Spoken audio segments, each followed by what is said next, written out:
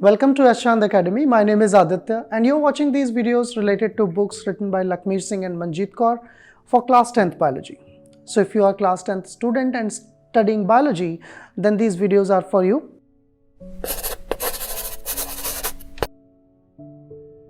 In the previous video, which was part 1 of environment and ecosystem, we learnt about basics of ecosystem. We understood the definition of ecosystem and various components which are present in an ecosystem, especially the biotic component. So in line with that, उसी line में अब हम आगे continue करेंगे and we will talk about one specific type of mechanism which is responsible for continuity of an ecosystem, that is called as food chain. Basically that tells you how nutrients are transmitted from one organism to another in an ecosystem. एक ecosystem में कैसे nutrient का flow होता है, कैसे energy का flow होता है, ये हमें पता चलता है food chain से.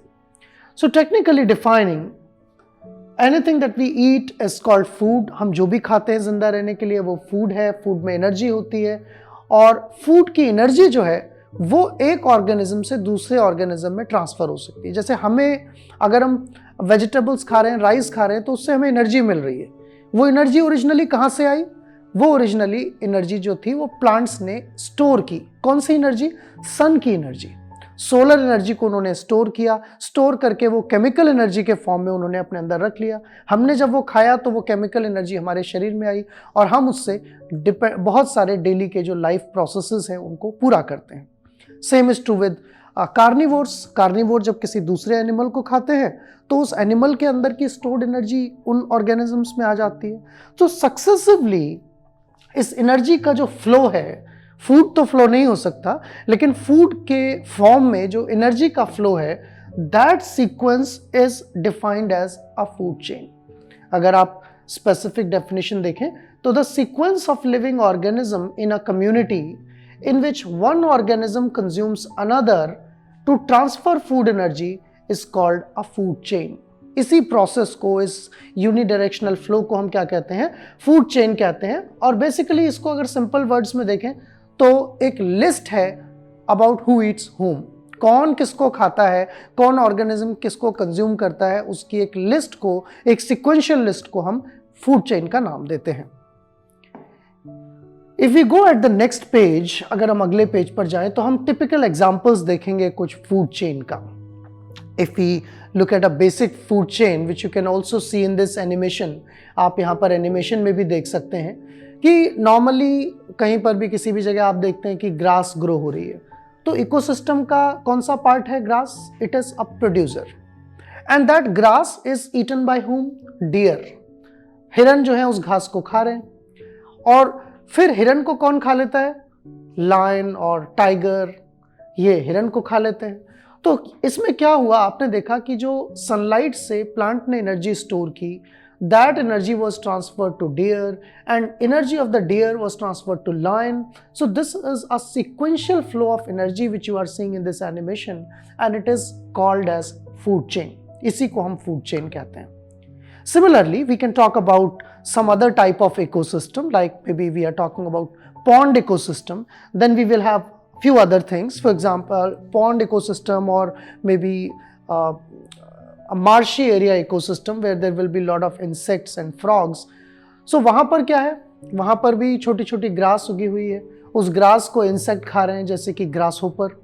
ग्रास होपर को फ्रॉग खा ले रहा है और फ्रॉग को इवेंचुअली एक बड़ी बर्ड जैसे कि ईगल या हॉक ये आकर खा लेते हैं. तो यहां पर भी आप एक सीक्वेंशियल फ्लो देख रहे हैं. लेकिन पिछले एग्जाम्पल और इसमें क्या डिफरेंस है?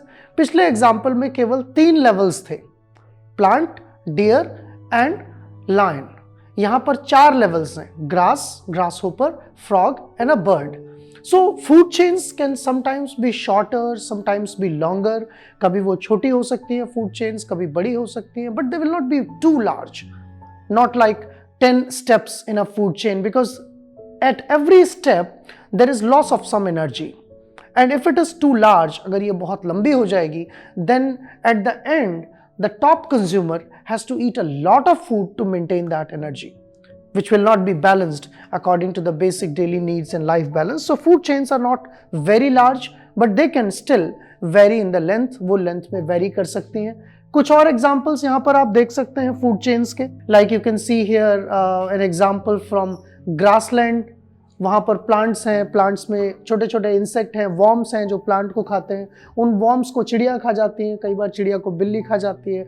सिमिलरली अगर आप एक्वाटिक फूड चेन की बात करें, पॉन्ड के अंदर या पानी वाली जगह में, वहाँ पर एल्गी होती है। एल्गी को कुछ बड़े माइक्रो ऑर्गेनिजम्स जिन्हें हम जू प्लैंक्टॉन्स कहते हैं वो खा लेते हैं। फिर उन जू प्लैंक्टॉन्स को छोटी फिश खाती है और उन फिश को बड़ी फिश खाती है। So that can be another example. So plenty of examples can be seen.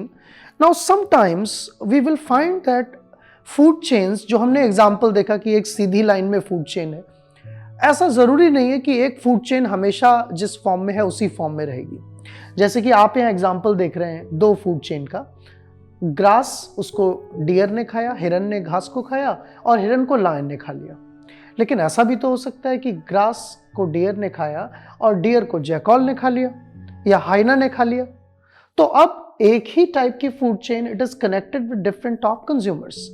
इस तरह से अगर हम बहुत सारी फूड चेन इकट्ठी करें तो हमें देखने को मिलेगा कि एक दूसरे से वो फूड चेन कनेक्ट हो जाएंगी।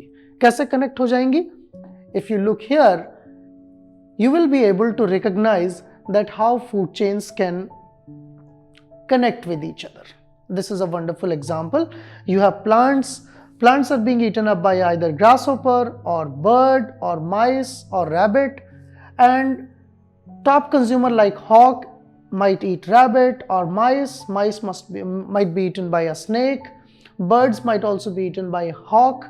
Grasshoppers might be eaten directly by hawk or by a frog might be eaten by snake. तो ये जो सारी फूड चेन्स हैं यहाँ पर, इंडिविजुअल फूड चेन्स जो हैं, अगर हम यहाँ एक एक करके फूड चेन को देखें, so this represent one food chain, this represent another food chain, this represents yet another food chain. So many food chains when represented together, अगर हम इनको एक साथ रिप्रेजेंट करते हैं, what do we call that? उसको हम क्या नाम देते हैं? We call that as food web. उसको हम फूड वेब का नाम देते हैं, जो आप यहां देख सकते हैं। So standard definition of a food web is the interconnected food chains, एक दूसरे से जुड़ी हुई food chains operating in an ecosystem, एक ही इकोसिस्टम में जो ऑपरेट कर रही हों, which establish a network of relationship between various species. That is called a food web. So reality में food chain नहीं exist करती हैं, अकेली discrete food chain नहीं होगी। अगर आप किसी भी ecosystem को reality में देखेंगे, then there will be multiple food chains operating together. So that is the practical kind of scenario for transfer of energy in an ecosystem called food web. And that was all in this part of the video. Part 2 में हमने यही plan किया था, यही propose किया था जो हम सीखेंगे। तो अगर मैं पार्ट 2 को समराइज करूं, हमने इकोसिस्टम के एनर्जी ट्रांसफ़र की बात की, उसके अंदर कैसे एनर्जी ट्रांसफ़र होती है। हमने ये देखा कि फूड को तो ट्रांसफ़र नहीं किया जा सकता है, लेकिन फूड में जो एनर्जी होती है वो ऑर्गेनिज्म के अंदर स्टोर हो जाती है केमिकल एनर्जी के फॉर्म में। और जब एक ऑर्गेनिज्म दूसरे ऑर्गेनिज्म को कंज्यूम करता है तो वो एनर्जी उस लेवल से अगले लेवल पर ट्रांसफ़र हो जाती है। And the sequential flow of that energy in an ecosystem was called food chain. ऐसी कई सारी food chain combine होती हैं, intermingled रहती हैं, and they are collectively called as food web. So this was about food chains and food web. I hope you enjoyed this topic. आपको ये topic अच्छा लगा होगा और आपका जो इस बुक का प्रिपरेशन है वो कंटिन्यू है, आपको ठीक से समझ आ रहा है, आप enjoy कर रहे हैं। If so, you can like, share and subscribe the channel, and you can keep coming back for more videos. Thanks for watching. All rights reserved. This video has been prepared for educational purposes only. No part of it may be reproduced or copied without the permission of the copyright holder.